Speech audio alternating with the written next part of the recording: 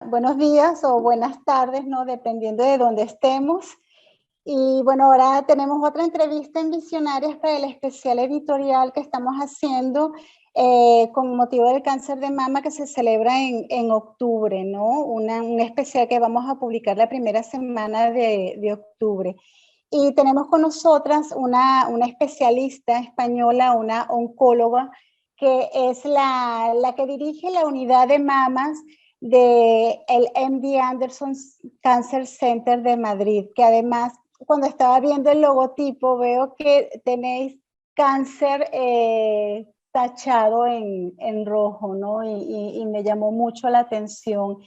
Pero yo quería empezar, Laura García Esteves, quería empezar, Laura, yo iba a empezar preguntándote por los tipos de cáncer de mama que hay, ¿no? Pero yo quisiera empezar con otra pregunta, ¿no? Y es que si podemos hablar que todas a cualquier edad podemos sufrir del cáncer de mama, porque siempre pensamos que a lo mejor a partir de determinada edad lo sufrimos, pero yo veo mucho que en las redes, sobre todo muchas jóvenes, que son víctimas del cáncer de mama y que, bueno, que tienen además sus redes hablando y previniendo y hablando sobre su experiencia, ¿no? Entonces, bueno, yo empezaría un poco por ahí. A ver, la paciente más joven que yo tengo tenía 25 años. Sé que tenemos otra mujer en torno a los 22 y la paciente más anciana 87. O sea que a tu pregunta la respuesta sería sí. Lo que ocurre que es que no es habitual, son casos excepcionales. El cáncer de mama, la incidencia sobre todo ocurre a partir de los 55 años hasta los 65-70. Ese es el grueso. ¿Que puede haber casos por encima y por debajo y en edades más tempranas? Sí, pero tampoco hay que hacer una alarma social, no es lo habitual. Es verdad que tenemos muchas mujeres en torno a 30, 40, pero insisto, es un porcentaje bajo. Claro. Y es simplemente lo único que necesitamos hacer las mujeres es como salen las campañas en todos los medios, que es simplemente tocarnos y tratar, o sea, una manera de prevención, o hay otra manera de que nosotras podamos detectar que podemos sufrir o que estamos expuestas a sufrirlo. Bueno, aparte de la autopalpación, que bueno, es una arma de doble filo, porque hay veces que puede generar más ansiedad a la mujer si se nota algo que para ella puede ser, pero que para nosotros no. Están las campañas de la realización de la mamografía y la ecografía. Eso es lo que podemos hacer a día de hoy, seguir las campañas e intentar no saltarte ninguna revisión cuando te toca, ¿no? Yo creo que eso es obligado. Eso es lo que salva vidas a día de hoy. Claro. ¿Y qué tipos de cáncer de mama hay o cuáles son los más frecuentes que podemos padecer? El más frecuente es el que la mujer conoce como hormonosensible. Es un tumor que de alguna manera se alimenta de los estrógenos que las mujeres tenemos circulando en la sangre. Eso ocurre en un 70% de los casos aproximadamente. Y luego ya en un 20% de los casos es un tumor que llamamos ER2 positivo, porque expresa una proteína llamada ER2, y en un 10% lo que conocemos como triple negativo, que no expresa ninguna, le da igual no expresa ninguna diana, le da igual el 2 y le da igual los receptores de hormonas. Básicamente así, desde el punto de vista académico sería lo más sencillo. Sí. ¿Y qué investigaciones o cuáles son los últimos avances que podamos entender, ¿no? Las mujeres que no estamos en la medicina, pero cuáles son esas investigaciones o esas terapias? ¿Hay novedades acerca de ello? Hay novedades. La enfermedad CER2 positiva, que ha sido muy agresiva durante muchos años cuando la mujer tiene metástasis, pues han surgido nuevos tratamientos en este año que realmente han dado un vuelco en la supervivencia de estas mujeres. Hay avances también en el triple negativo con la incorporación de la inmunoterapia y, y hay nuevos tratamientos hormonales.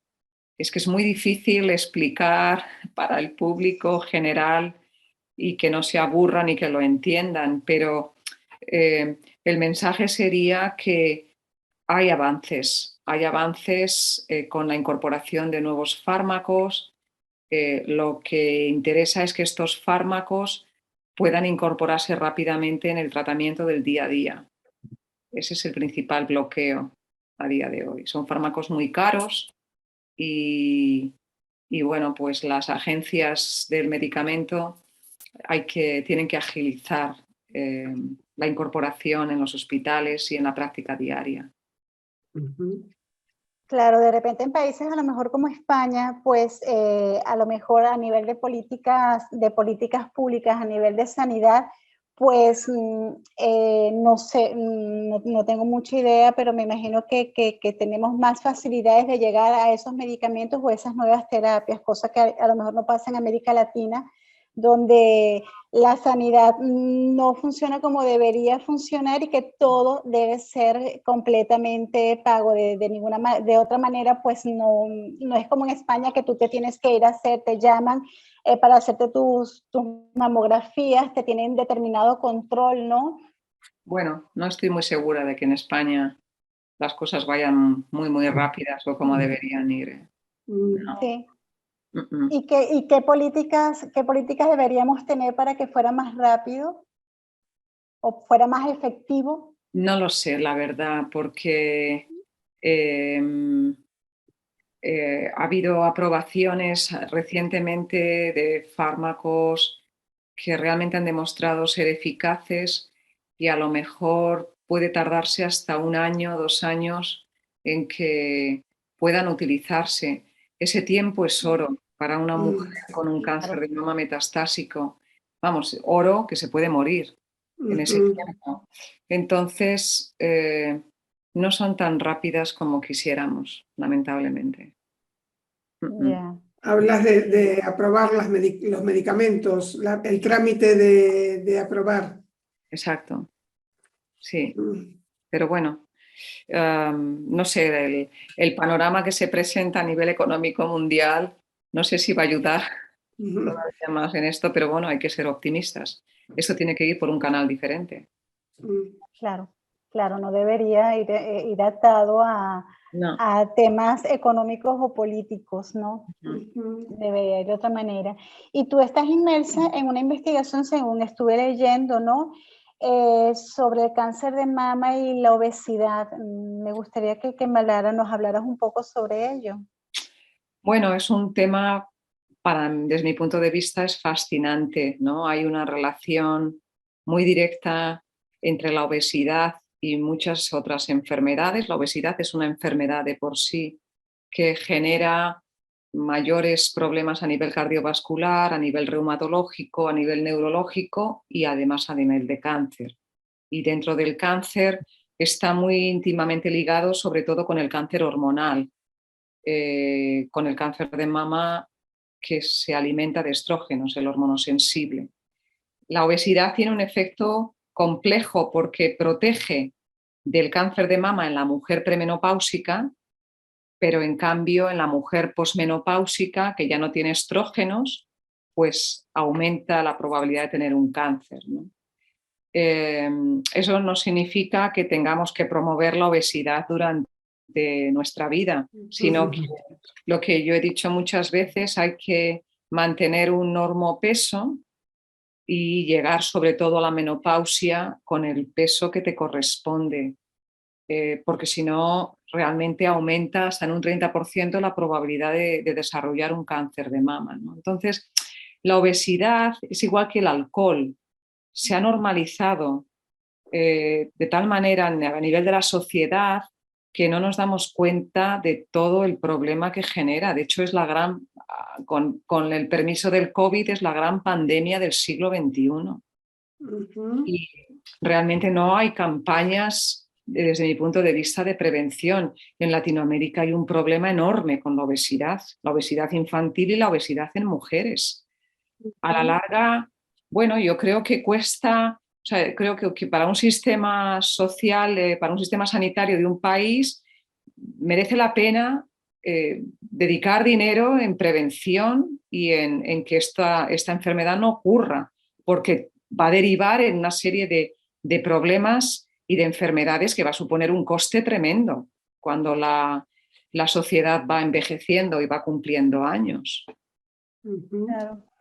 Claro, tú has mencionado el tema de campañas, ¿no? Quizás tampoco las campañas, y a lo mejor la campaña, bueno, que de hecho lo mencionas en una entrevista que te hicieron, que claro, que sí ha sido efectiva porque ha aumentado, bueno, esa preocupación por el cáncer de mama, la investigación, etcétera, ¿no? Pero quizá, no sé, quizá es demasiado rosa, por decirlo, por catalogarlo o estereotiparlo de alguna manera, ¿no? Porque como tú misma dices, tú hablas que, por ejemplo, obesidad y que habrá muchísimas otros trastornos, otras situaciones que pueden desencadenar, ¿no? Que podamos sufrir de cáncer de mama y quizá pues pensamos lo que te decía al principio, que simplemente con tocarnos y saber si vemos un bultito, bueno, ya con eso es suficiente. A ver, son dos cosas diferentes. Las campañas dirigidas frente al cáncer de mama, yo creo que funcionan. Creo que la mujer es más consciente de que tiene que hacerse una mamografía, una ecografía, una resonancia si está indicada, tiene que chequearse, tiene que ir al ginecólogo, a la ginecóloga. Yo creo que en ese aspecto las campañas han hecho mucho y hay mucha concienciación y luego el movimiento de la mujer siempre es muy poderoso a muchos niveles. Yo con eso estoy muy contenta. Lo que dije en esa entrevista es que me parece que las campañas del mes rosa del cáncer de mama están dirigidas a la mujer recién diagnosticada, curada, pero no están dirigidas a la mujer que tiene un cáncer de mama metastásico. Es una mujer a la que a día de hoy es muy difícil la curación y no se identifican con ese movimiento rosa.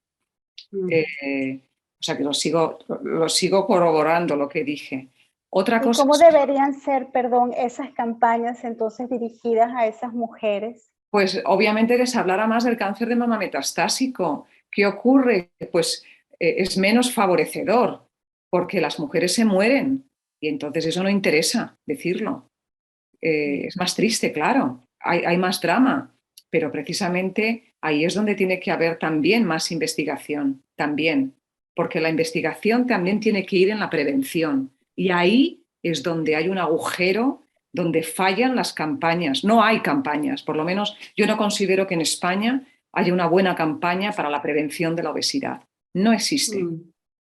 Yo creo que el Ministerio de Sanidad tendría que tener un departamento dirigido a precisamente focalizarse en este problema, porque la obesidad en el año 2030, la mitad de la población mundial va a tener más sobrepeso y obesidad, en torno a un 57%, que el resto de la otra población. Wow. Entonces, por eso digo que ocurre como la percepción que se tiene de la obesidad y del alcohol no es como la que se tiene con el tabaco. El tabaco todo el mundo sabe que es malo y que el tabaco produce varios cánceres y varias enfermedades pulmonares. No ocurre lo mismo con el alcohol, pero sobre todo no ocurre lo mismo con la obesidad. El niño gordito siempre se ha promocionado porque es signo de ser más sano, de lustroso, y eso se ha visto ahora mismo que no es así. Fíjate, es verdad que creo que las campañas en relación a la alimentación no existen o incluso son complicadas de entender las cosas a veces porque te ponen etiquetas y cosas en los alimentos que compras Sí. Esa es el verde, amarillo, rojo, que luego te pones a mirar, compras el verde porque crees que es el bueno y al final terminas leyendo las cosas y dices, esto no es tan bueno como parecía. Es un poco confuso ahí todo. Yo estoy totalmente de acuerdo, estoy confuso, ¿no? A día de hoy, ¿cuál es la mejor dieta? Pues bueno, supongo que una dieta con sentido común, ¿no? Con mucho verde, Mm, proteína, menos carne, más pescado, ujú, fruta, pero claro, yo entiendo que con los mensajes que hay ahora mismo del ayuno voluntario, mm, de cuál es la mejor dieta, entiendo que todo el mundo está cazando moscas, porque es que hay Claro. cantidad de dietas a día de hoy. Yo quizá lo relaciono más con el tema del ejercicio físico. Me parece que ujú, es mucho más fácil dar mensajes relacionados con el ejercicio físico. Y en España, la última entrevista que se hizo, encuesta hace ya bastantes años con respecto al ejercicio físico en la mujer, solamente una de cada cuatro hacían ejercicio físico regular. Entonces eso es muy triste. Y yo pues lo veo sobre todo cuando la mujer llega a la universidad. eh, la mayoría, te diría que prácticamente el 80% abandona el ejercicio físico y eso es algo que no debería de ocurrir. Lo mismo que en ujú, los colegios. Exacto. Justamente en cuanto a eso, yo le pedí bueno, una compañera que ha sido víctima del cáncer de mama, diga, hazme dos preguntas para esta entrevista, ¿no? Para hacerte. Y una de ellas, ella pregunta, ¿no? ¿Por qué la medicina no hace énfasis en la importancia de un buen control psicológico del paciente y de promover la práctica de algún tema de mindfulness, respiración, yoga, etcétera? Y es un poco lo que tú también estás comentando, ¿no? En estas campañas. Ah, a ver, está claro que estás tratando a una paciente cuando tienes enfrente, ¿no? Cuando tienes a alguien enfrente, no es una enfermedad, es alguien, es una mujer.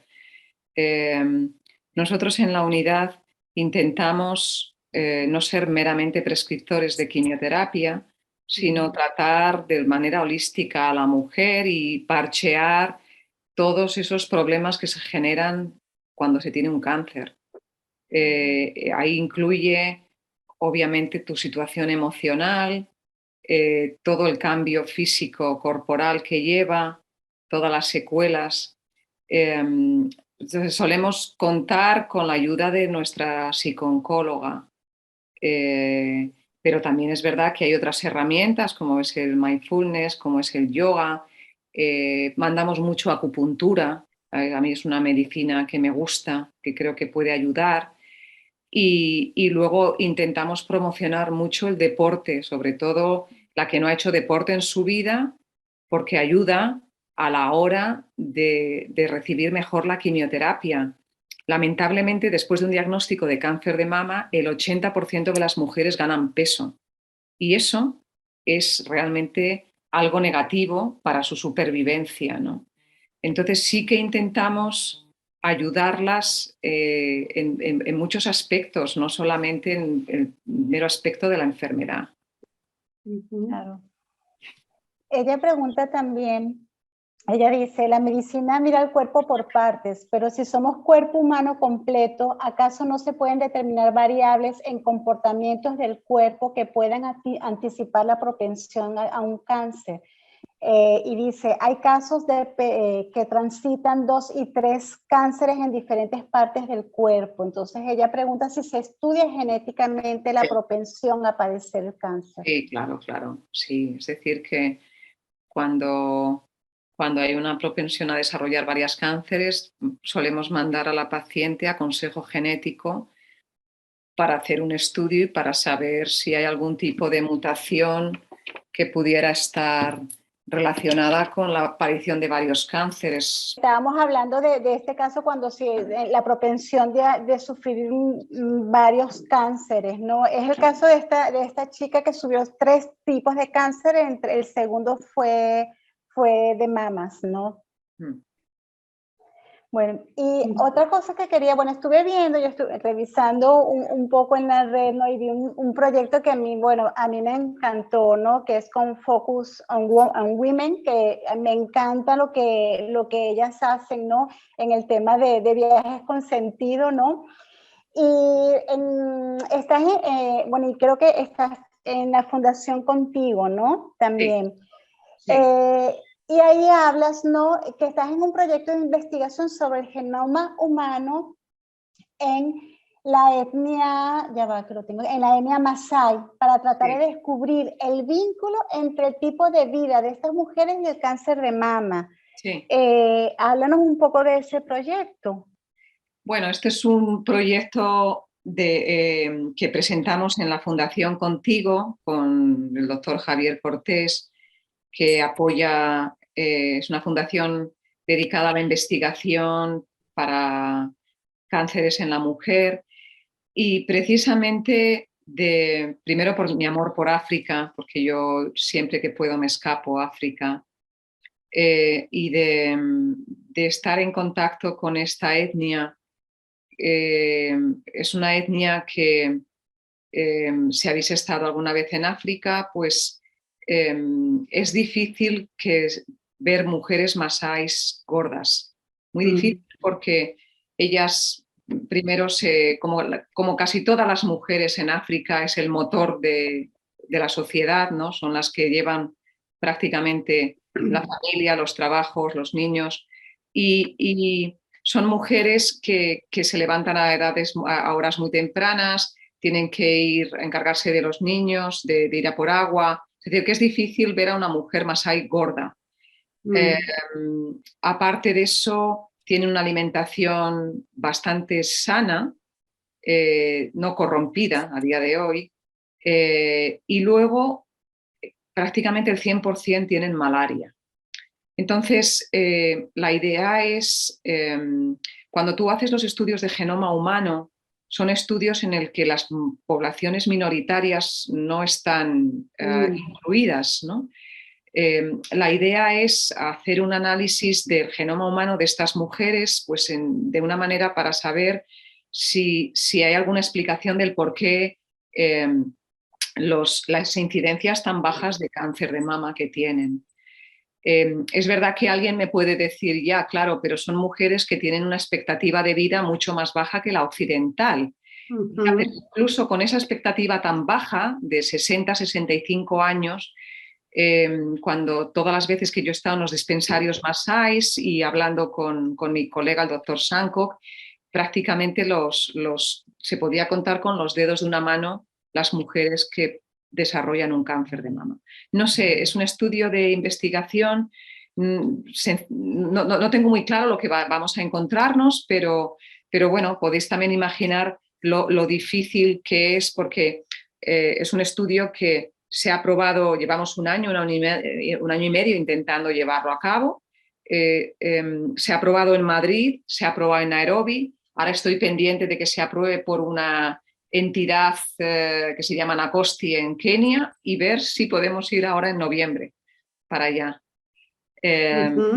Entonces, bueno, pues África, podemos aprender mucho de África, porque realmente cuando tú te mueves a Nairobi y ves la mujer que se ha trasladado de Masai Mara a Nairobi, ganan peso, es decir, uno de los grandes problemas que va a tener África es precisamente esta obesidad que se está viendo en la mujer de las grandes urbes y el aumento en la incidencia de cáncer de mama.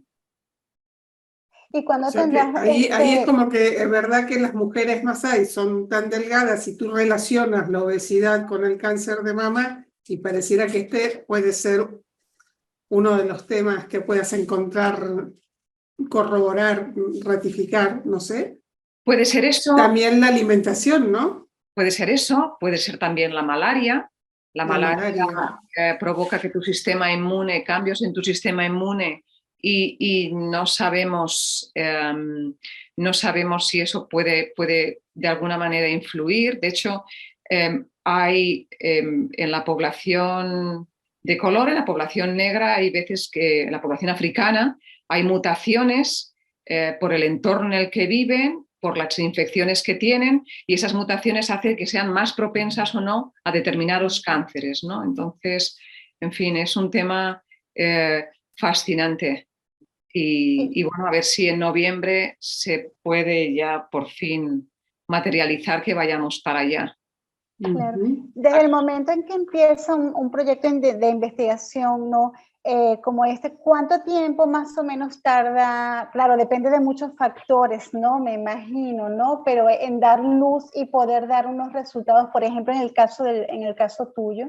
Pues este tema yo llevo trabajando con él creo que casi 1 año y medio, casi 2 años.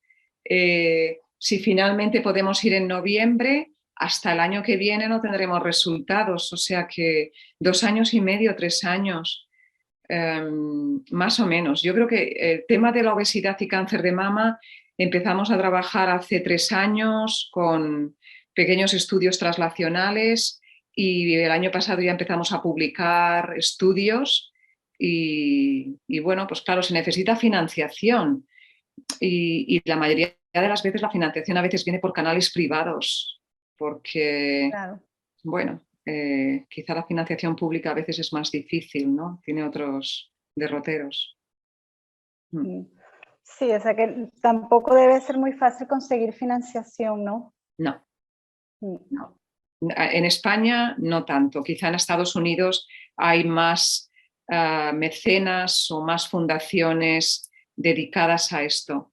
Yo creo que en España ahora cada vez hay más. Por ejemplo, esta fundación Contigo, que es relativamente nueva, pero que bueno, pues está muy volcada en llevar a cabo investigación un poco que se sale de los cánones habituales. Y está siendo una fundación muy proactiva y la verdad es que estamos muy, muy contentos los que estamos. Claro, es importante ese tipo de apoyos y de Sí, fundaciones, ¿no? sí, Claro. sí, sí. No sé, Andrea, si tienes alguna pregunta más. No, yo la verdad que estoy encantada de todas las cosas que nos contó aquí Laura, la verdad, Sí, muy interesante. Sí que a lo mejor me gustaría que nos dieras un par de tips prácticos para saber cómo controlarnos. Sé que aquí tenemos esta facilidad de que nos llaman y nos dicen, vengan a hacer la mamografía. ¿Con la mamografía nos alcanza para tener controlada las posibles situaciones? No sé, nunca me salió nada en una mamografía y a lo mejor no alcanza solo con eso. Vale. claro, pregunto, eso está bien esa pregunta y voy a añadir algo, porque en América Latina, pues, por ejemplo, en Venezuela, tú no tienes por el sistema de salud que te llamen para irte a hacer una mamografía. O sea, si tú no la pagas, que muchas mujeres ahora, dada la situación, no pueden, pues no lo saben, no pueden. Entonces, es interesante los tips que pregunta Andrea. Claro, es que los tips son tan a veces complicados porque no todo el mundo tiene acceso a la misma sanidad, Claro. partiendo de esa base. Entonces, claro, si yo te diría, si me está escuchando una mujer en España, pues te diría que si notas un bulto o hay una sospecha, ir a tratarse a una unidad de mama, tanto en los hospitales públicos como privados, pero que se entere bien que es una unidad de mama, no un médico particular, por favor. Pues eso es importante y eso es, hay unidades de mama en el sistema público y unidades de mama en el sistema privado, pero no todos los sistemas, no todos los hospitales públicos tienen unidad de mama y no todos los hospitales privados la tienen. Eso en primer lugar. Y que además el cáncer de mama no es ninguna urgencia. No porque te digan que pasado mañana te metes en el quirófano a quitártelo vas a vivir más. No, requiere un estudio profundo, sobre todo radiológico, de la mama. Entonces, habitualmente con la mamografía es suficiente, habitualmente no, porque hay 4 tipos de mamografías de mamas, por decirlo así, A, B, C, D, la C y la D son mamas muy densas que se ve muy poquito con la mamografía y que habitualmente necesitas una herramienta adicional, como puede ser la ecografía o la resonancia. Entonces, por eso digo que no sé si estos tips están ayudando, pero depende de dónde me oigan, claro, y del acceso que se tenga a equipamiento y a hospitales. Entiendo que en Latinoamérica pues a lo mejor es un poco más difícil, pero es que yo creo que hay centros muy buenos en Latinoamérica. Sí. Muy buenos. Pero bueno, en cualquier caso, estar seguros de que te estás tratando en una unidad de mama y que te llevas tus 2 o 3 semanas el hacer un buen estudio de la mama. Y eso, 2 semanas sería lo ideal, como máximo, antes de decidir si tienes que ir primero a cirugía o si tienes que recibir primero un tratamiento con quimioterapia. ¿Vale? Otro tips importante sería que en tu armario hubiera siempre unas zapatillas de deporte. De verdad. Yo soy muy pesada con mis pacientes, pero la mayoría de ellas agradecen cuando al final se adhieren al ejercicio físico y practican deporte, andar rápido, natación, bicicleta, correr, elíptica, de manera regular, al menos 3, 4, 5 veces por semana. Y, ese es un tip fácil, ese es bien fácil que lo podemos poner en práctica. Bueno, depende. Es fácil, pero cuesta. Cuesta. Depende, porque claro, cuando tienes una paciente que te dice que se levanta a las 6 de la mañana para ir a trabajar y que llega a casa a las 8 de la tarde, ¿cómo le explicas tú qué tiene que hacer, cómo incorpora el ejercicio físico, ¿no? El ejercicio físico es tan importante como el comer, no nos damos cuenta.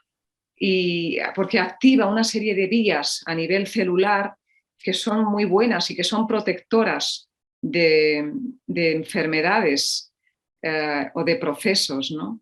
Y luego, bueno, pues el tema de la alimentación a mí me parece muchísimo más complicado aquí. Yo diría pues una alimentación con sentido común, ¿no? Mucha verdura, mucho verde y pescado, fruta, reducir los azúcares y reducir la carne roja.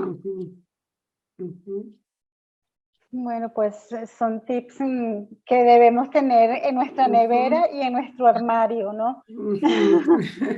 Exactamente.